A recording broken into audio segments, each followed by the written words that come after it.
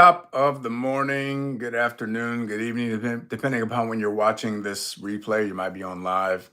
I just wanted to share some things with you that have been on my mind and on my heart the last several months.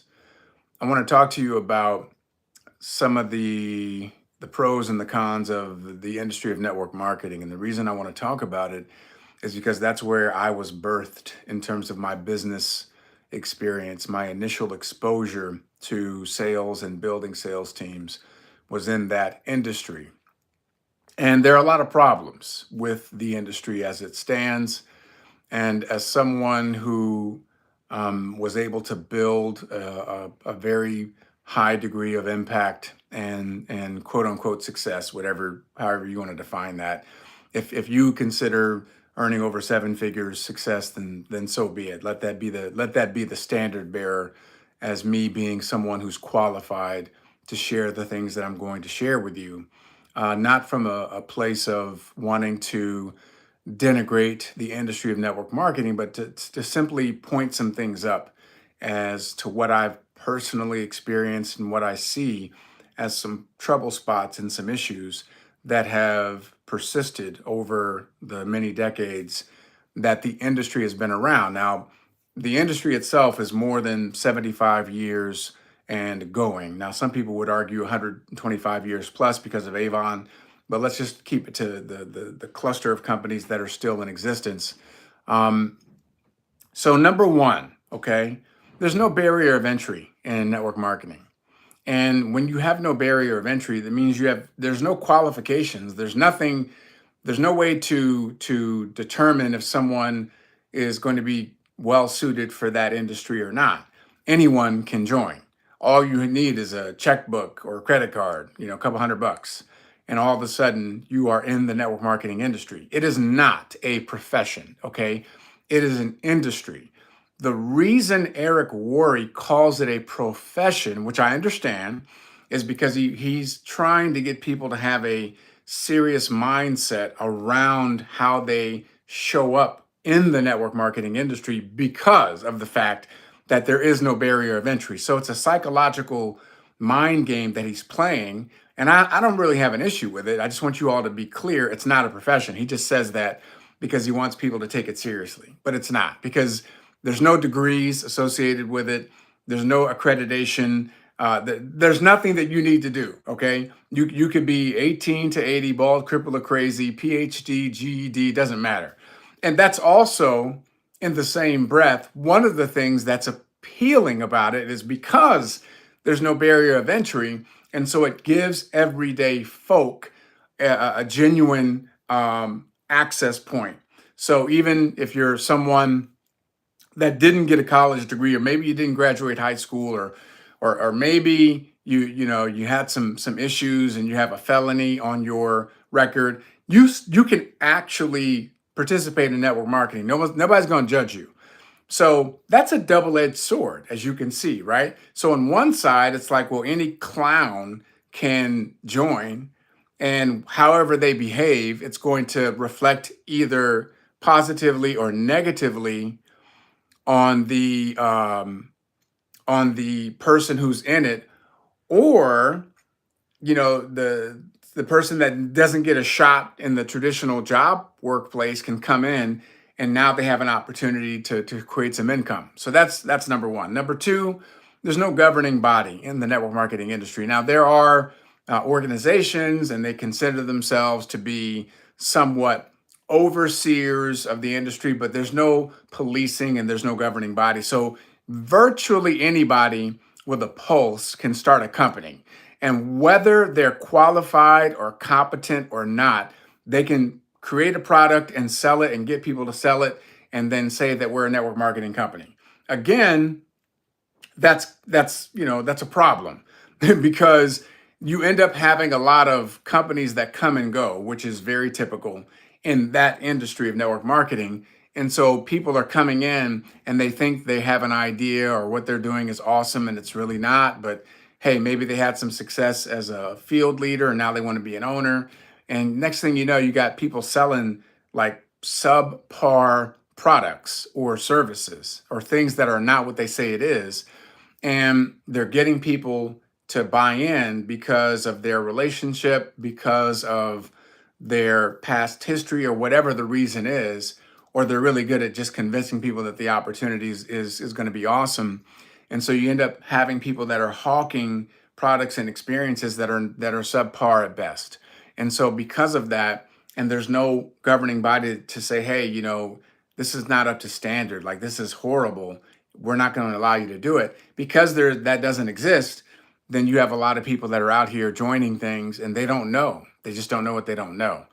Now, again, by the same token, what if it actually is something that's awesome and then it ends up having legs and having a longevity and all of that? So Amway, that company's been around for 60 plus years. Um, uh, um, Prepaid Legal, which is now Legal Shield, they've been around for 40 years. There are a handful of companies that have a long track record, ACN. And these companies, had somebody, Market America, had somebody that had an idea and they started in their basement. And now here they are, decades later, and they're still doing and selling good products. Okay. That's very rare. Okay. In the network marketing industry. I'm not talking about businesses outside of it. I'm not talking about the S&P 500. I'm just talking about the network marketing industry. It's not to say there are not network marketing companies that are not publicly traded, because there are. But I'm just saying in the network marketing industry, it's very rare that someone starts a company in their basement and ends up having legs and being around 20, 30 years later. Okay. So that's number two. There are no governing bodies. Number three, there's no proof of concept for startups. So a lot of people will talk about, oh, it's a ground floor, baby. It's a brand new company. We're going to be the first. Well, yeah, that sounds great, but if there's no competency at the corporate level, or the compensation is not in alignment with what they're asking you to do, or the product hasn't been developed yet, so they're really asking you to sell a dream and a vision while they get the money and get the product together, which happens a lot in startups. So, when you don't have anything that has a proven track record, or you have a product or a service that you're literally testing the product and the service as you're launching the company.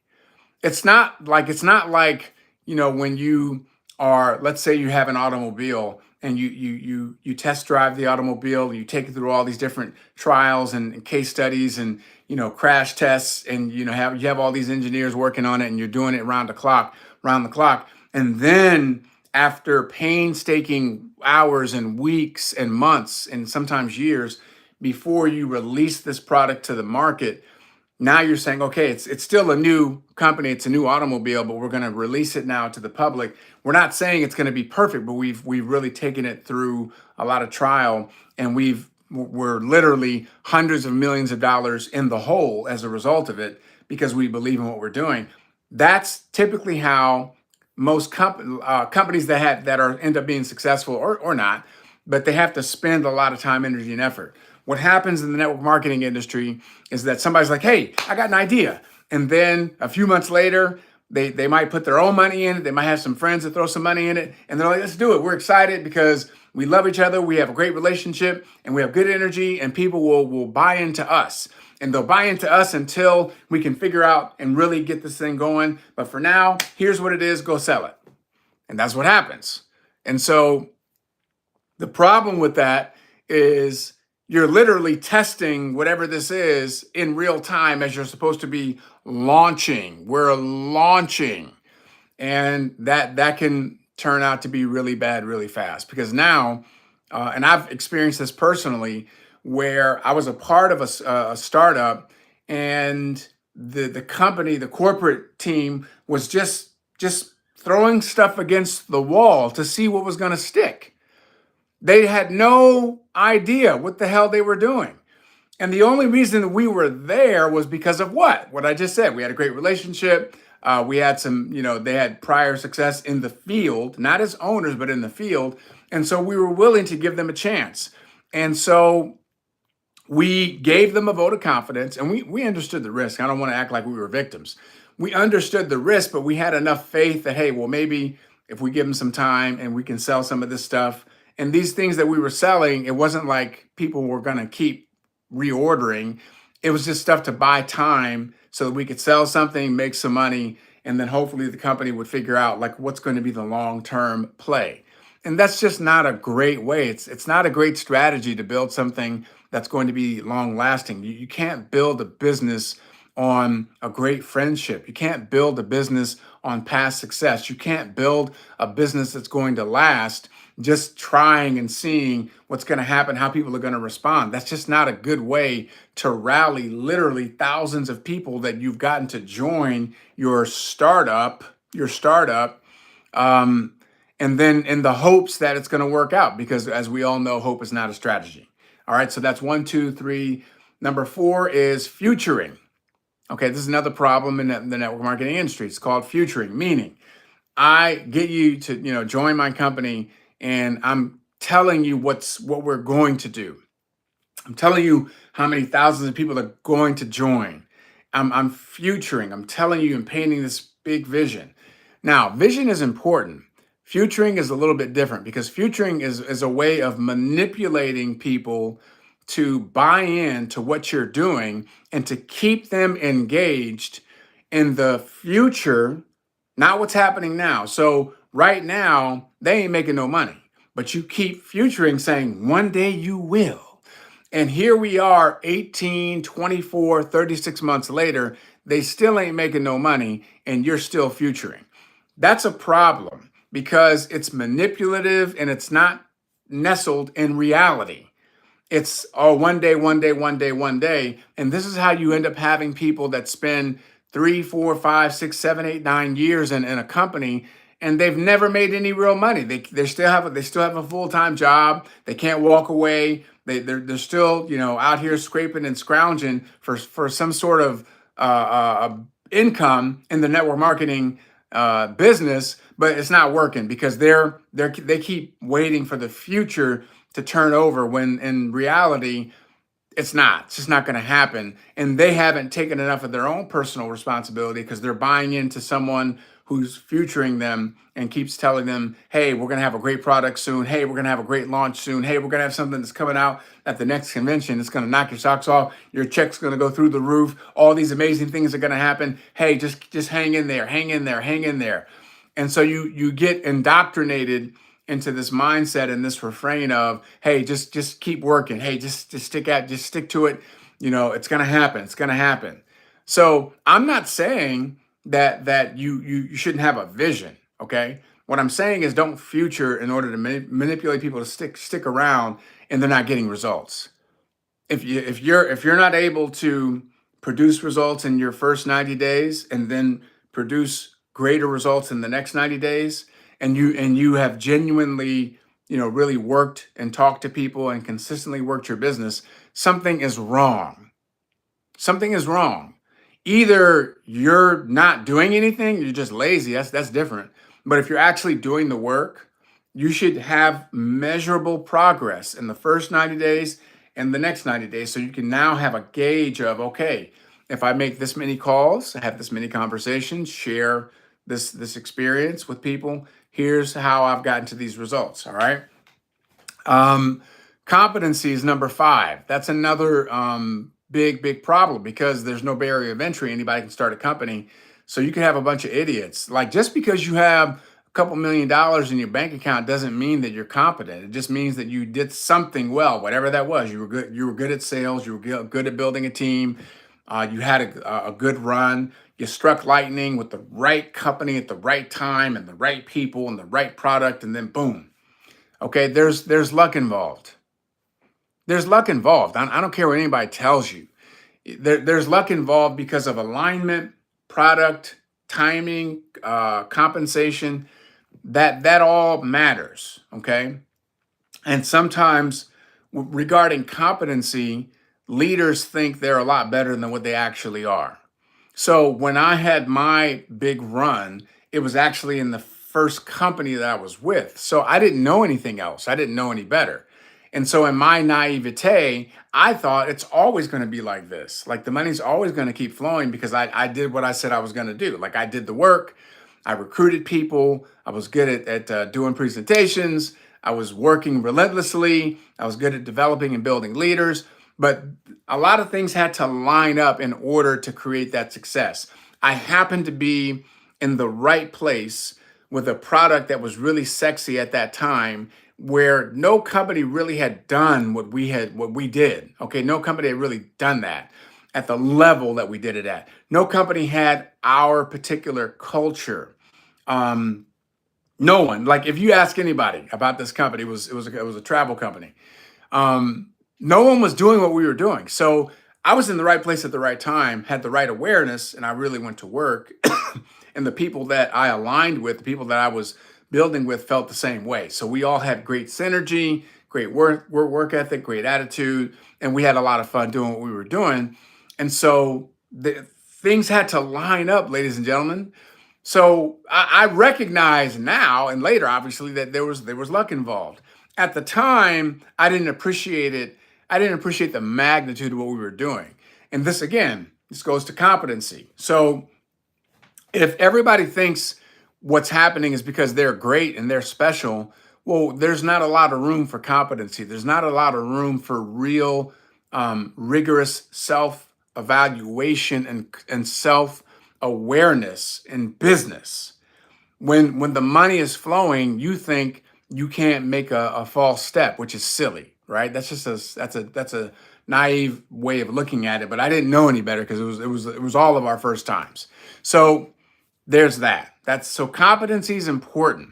And because there's no barrier of entry, and because anybody can start a company, if you have somebody write you a check to start a company, there's no way to gauge it. And so people that are coming in, and you see it happen all the time, you all can, you know this, you've experienced it, you can have conversations with people that have experienced it. There's companies that start up and they close every year, literally dozens and dozens, if not more. Companies start and close in the first 12 months in the network marketing industry because there's no competency and there's no governing body. So because of that, that's a problem. If you happen to have some people that take it seriously, like the founders of ACN, they really took the time to develop. I met the owners of that company at their 25-year anniversary. This was 7-8 years ago, and so I got a chance to spend time with them, and they really happened to align. They had the same vision, the same values and principles, and so they had to forge themselves into competent, successful company owners and CEOs, which they've done. So that's why ACN is still around today. And they're still recruiting people today, still selling their services today. They're still evolving today. But that's rare, okay? But that's the both sides of it. I want to give you both sides of it. Unfortunately, in most cases, the competencies was what's going to take the company out because they don't know what the hell they're doing. Or they just get lucky for a little while, luck runs out, and eventually you're going to be exposed. It's called the Pareto principle. So I'm sorry, not the Pareto principle. It's called it's a law. In other words, the Peter principle. Sorry. So the Peter principle means that someone continues to get promoted, but their level of competency is still here, but they continue to get promoted. So if we start a company and we just strike lightning and we just get the right timing, right place, company starts growing, but our competency doesn't grow with the company. And then you ever hear of a company that outgrows itself into bankruptcy, outgrows itself into no longer existing? You ever heard of a company doing that? Happens all the time. Why? Because there's not enough competency to keep up with the growth.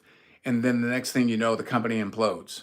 Um, Payout compensation, again, that goes to, like, if you don't know what you're doing, compensation can be a problem.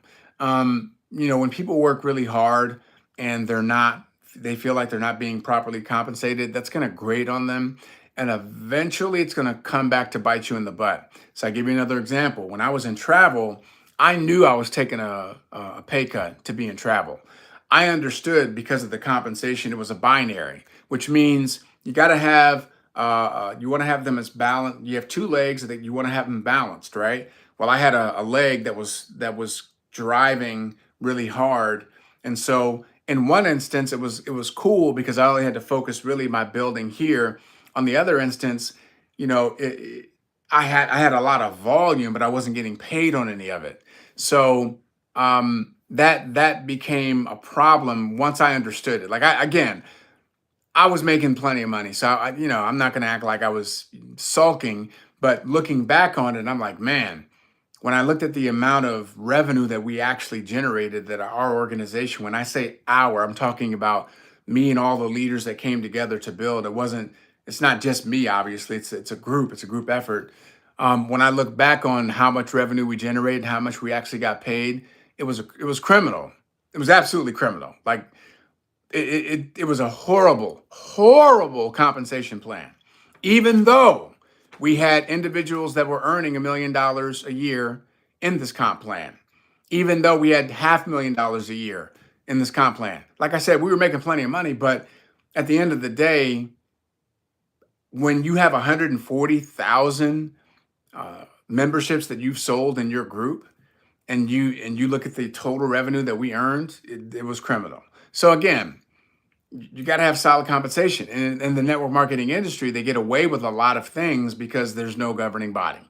So you may have people that are working really, really hard and they're putting in a lot of effort and they're putting in a lot of volume, but they're only getting a fraction, and they could be earning a lot more if you had really competent, intelligent people doing that part of the business.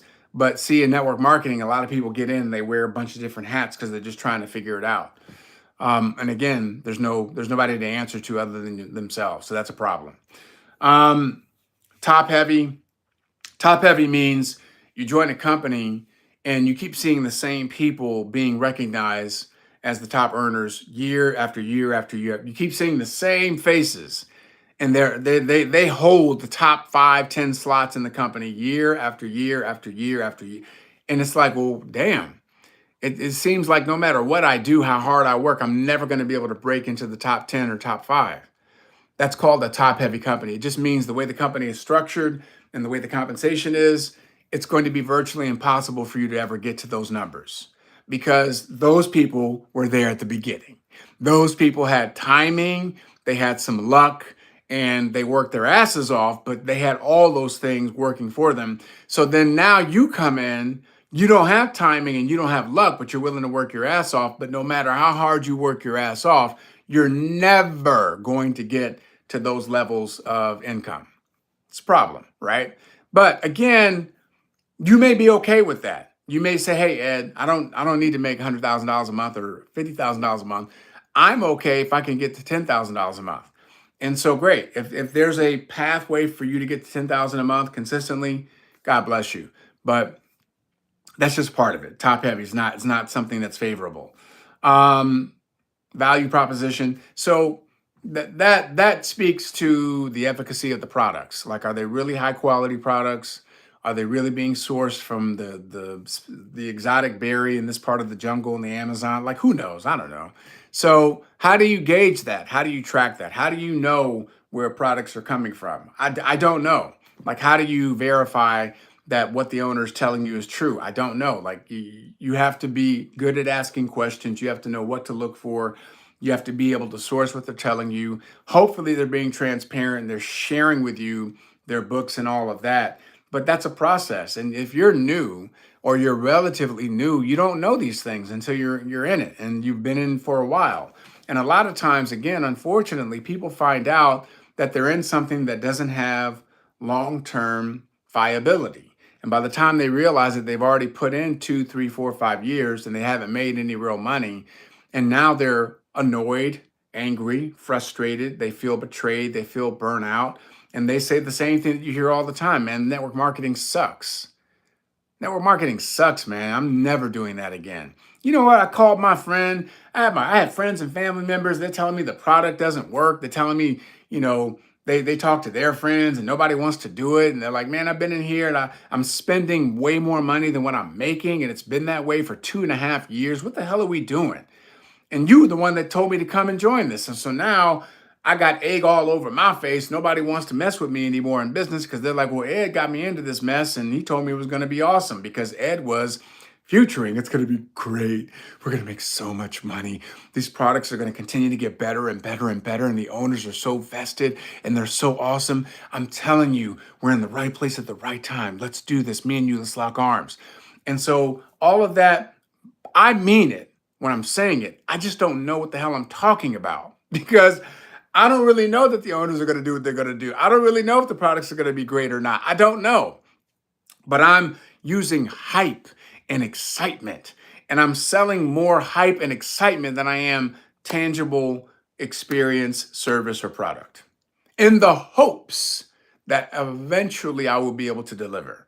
And because I do that over and over and over again, my name loses more and more credibility each time. And that's the trap of the network marketing industry, because it's built on those points that I'm talking about. That's the problem. Now, it doesn't mean that there are not some good things that you can take from the experience. Okay? So for me, I learned energy. Like, I learned the power and the awesomeness of energy. If you just bring great energy, you can really get people to stop and look and listen. Whatever it is that you're talking about, it doesn't matter what it is. If you have great energy, they will stop, look, and listen, which it's a great starting point. It's a great lesson. It's an invaluable lesson. Um, Positive mental attitude, dealing with things with a positive mental attitude. That is a skill that we can cultivate and develop, and it can bleed into every other facet of your life and bring tremendous value to every other facet of your life. That's a great takeaway that I got from my time in network marketing. Daily personal development, reading books, listening to audios, or watching empowering videos and presentations. All of that was drilled into me during my time in network marketing. I'm so grateful for that, because it really taught me how to keep working on myself. I was already in that space. I was already madly in love with personal development, but network marketing really took it to a different level. Belief and faith. So the power of being involved in that industry is that you do have to have a belief that is unquestionable, and you have to have and live and move in faith. The evidence of things hoped for, the substance of things not seen, because you're signing up for something. And when I got started, I had zero left, zero right, and I had to just come in and say, okay, here we go. And so I had to start recruiting people, talking to people, and building something out of nothing, out of my imagination, out of my vision. And there's a lot of power and empowerment in that, where you can actually manifest something. That's called your vision quest. And so there's a lot of value in that, and building something. Even if it doesn't last long, you still built it. Nobody can take that away from you. Some of you have had the experience of building something and then it goes away because the product, sucked, or the company went out of business, or they changed the comp plan 5 times, or whatever. So it sucks when it happens, because you're like, man, I put all this work in, and at any point in time, the company can just take it all away. That sucks, but no one can take away the fact that you actually built something, and that people were having a good experience, if it was just from the compensation of the product or both. And you built a relationship as a result of it. And again, it might have only lasted for 6 months or a year or 5 years. No one can take it away from you. Vision, understanding the importance of cultivating a vision, and knowing the difference between a vision and futuring, so that you can create a clear, concise mental picture, and then communicate, hey, here's what I'm going to do. I can't speak to what the company's going to do or not do. Frankly, I don't even know if the company's going to be around. That's the realest conversation you can have if you're choosing to participate in the network marketing industry. Just tell people up front, I don't even know if this company's going to be around. Because frankly, the rate and probability, not possibility. People deal in possibility a lot in the network marketing industry. Why? Because it's easy. Well, anything is possible. I can lift this house up with one finger. That's possible. But is it probable? No, I can't lift up my house with one finger. But dealing in probability, when you have a conversation with someone that you're asking to look at whatever company you're with in the network marketing industry, hey, listen, I don't even know if this company's going to be around in 5 years. Or if it's a legacy company, they've been around for 25, 30, 35 plus years, let people know, listen, here's why I said yes. Here's why I'm here.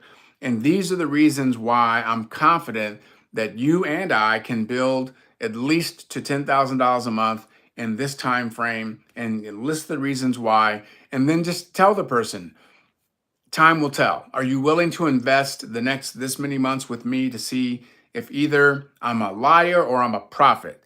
But either way, I'm willing to stake my work and my process and our leadership. I'm willing to stake all of that and ask you to commit. And then let's see where we're at. And if we're not where I say we can be based on you being coachable and doing the work, then I'm going to give you all of your money back that you've ever spent attending events and putting into the company and buying products. That's how certain I am of our process, our leadership. And as long as you're coachable, let's do it. See, if you're going to do network marketing, this is a positive, it forces you to create extreme accountability and put your money where your mouth is. Just, don't future. You don't have to future. Just say, look, here's what we're going to do. And as long as you do exactly what I tell you to do and you're following the leadership in terms of the activity and the work, if you're not here by this time, we're going to give you all your money back. So you have absolutely nothing to lose and everything to gain. That's how certain I am about where we are. See, 99.9% of people in network marketing would never do that. Why? Because they don't know. They're not certain. They don't believe. They're really good at futuring. They're good at futuring. That's the difference. So be willing to ask those questions. Be willing to create some extreme accountability on both sides if you want to participate in the network marketing industry. Leadership and opportunity. So opportunity is what everybody wants, right? We all want an opportunity to go out here and earn what we're worth. I think there are some companies in the network marketing industry that can provide you that. I also think most companies cannot. That's just my personal take based on my experience. We've had more failures than successes, even though our successes have been life altering and life changing for real, for real. We still have more losses and failures than successes as a result of the industry. Not because we were not working, not because we didn't know what to do. It's just the nature of the industry, because that's just the beast. It's like if you're in prison, it's a different set of rules on how you're going to survive, how you can possibly even thrive. You got to become a different type of person in order to navigate a prison yard. Unfortunately, in network marketing, you got to become a different type of person if you want to navigate that. You got to get really good at, bullshitting. You got to get really good at futuring. You got to get really good at convincing people that they got to keep working really hard and making no money for months and months and sometimes years and years. And unfortunately, that's what takes place more often than not in my experience and what I've seen, people that I've had conversations with.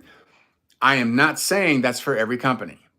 I'm not saying that. I don't want, I'd be hypocritical because I didn't have that experience in my first company. I had a great experience. I didn't have that experience in our second company.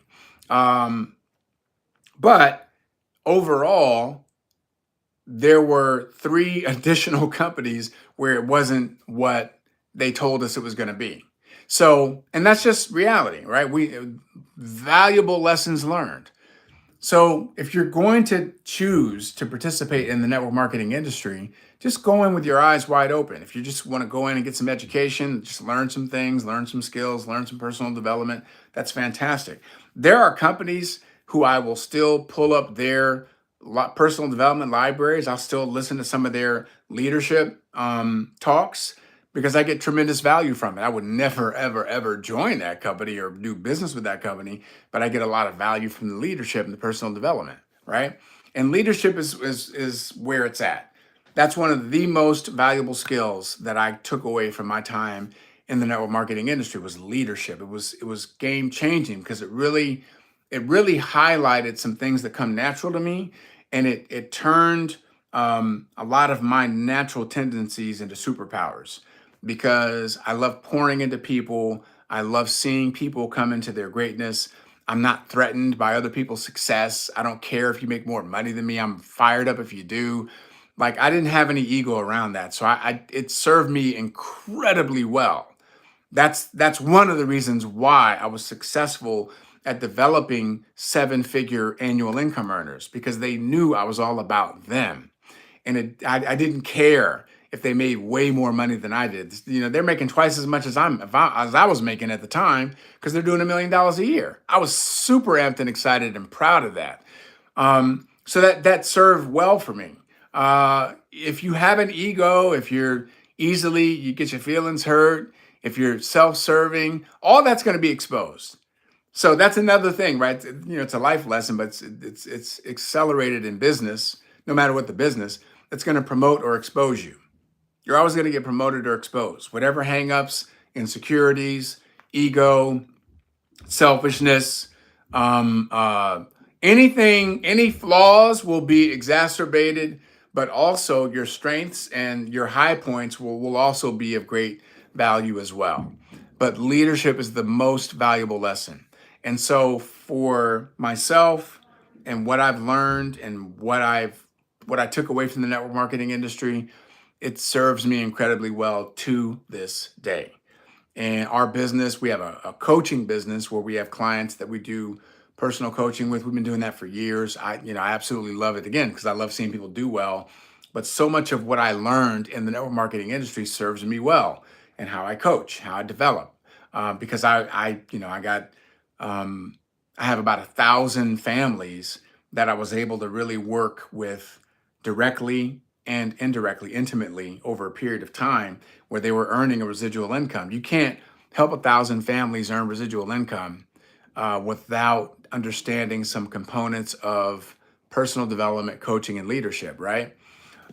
You can't have dozens of individuals making multiple six figures a year that you've personally worked and coached with without understanding and learning and developing personal development and leadership. So those were my takeaways. But here's what's most important: me doing business now, I don't do any business in the network marketing space. Do I have clients that participate in network marketing? Yes, I do. And I'm not here to tell them don't do network marketing. I'm just saying, going with your eyes open, know what questions to ask. I literally was giving someone a coaching session last week who just joined a startup. The company's only like maybe 18 months in, 12, 18 months, somewhere around there. And I told her specifically, here are the questions that you ask. You got to manage expectations. You got to understand the probability that this company is going to be around in 2 or 3 years is very, very low. But fine, if you want to go for it, here's the best way to go forward. Here's the best way to communicate with people that you want to share it with. Here's the best way to manage people that want to come and join you and build a business, so that no one gets their feelings. They're not surprised. You're going to get your feelings hurt, but you're not going to feel betrayed. You're not going to feel you're not going to feel lied to. Okay, you're going to be able to really come into it and give it your best effort, and deal with whatever comes unexpectedly. That's the magic of it, is you want to come in with your eyes wide open.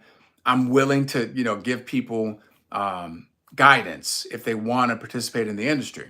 So for us, we don't obviously, we're not in that industry, but the business that we do today, yeah, it's been, the lessons that we took were invaluable. They were invaluable. I think it oversimplifies to say that it oversimplifies to say network marketing sucks, right? That's just an oversimplification.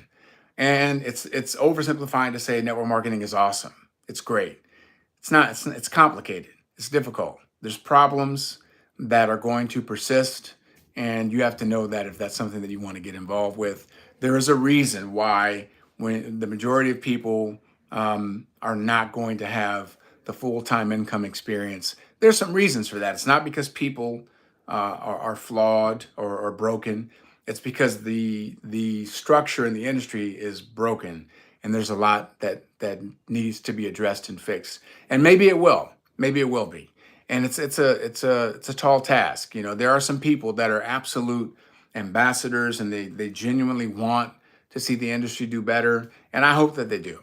I do, because I got a lot of value from it. I wouldn't be who I am today without it. So I would be foolish to throw the baby out with the bathwater. I'd be foolish to sit here and just be like, oh, network marketing is trash, and here's why you'll never make any money in it. I'm just giving you a perspective on why it's difficult for most people. And I've seen a lot of good people.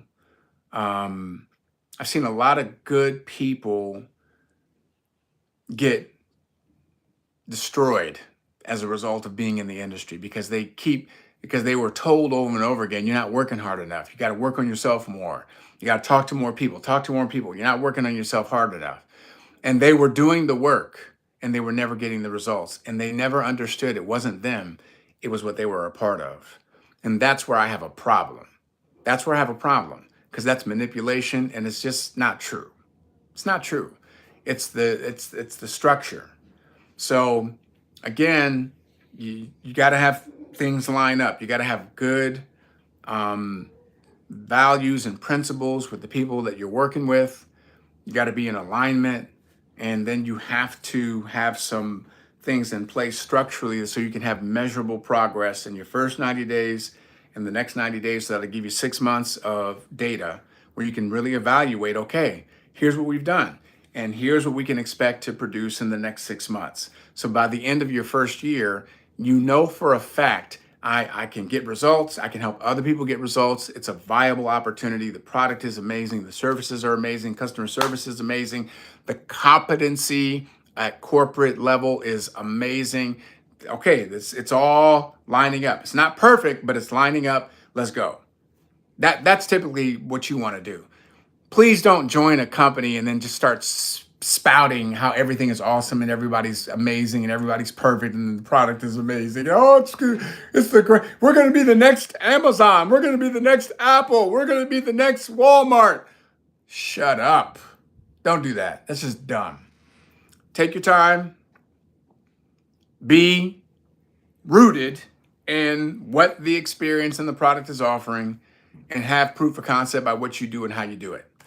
All that being said, thank you so much for tuning in. I just had to get that off my chest to give you all some perspective. And yes, we have a business that we do during the day where we're working with homeowners. It's a totally different, industry, which we love doing because we're into problem solving and we're helping them with aspects of their homes, which we love. And then our other business is we're in the consumer goods business, which we love too, because we're all about clean, organic, cleaner, greener, cleaner, meaner, those things, organic, non-toxic. So if any of you got value out of this, please share it. Please like and subscribe. If you understand, what I'm saying, where I'm coming from, great. If you have questions, comments, put them in the chat below. I'd love to hear from you. And if you want to talk about doing some good business with us, then get in touch. Okay, I'm at Ed Blunt on Facebook and Instagram. You can DM me.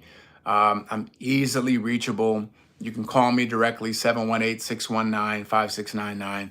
But I appreciate you tuning in and sticking with me throughout this message.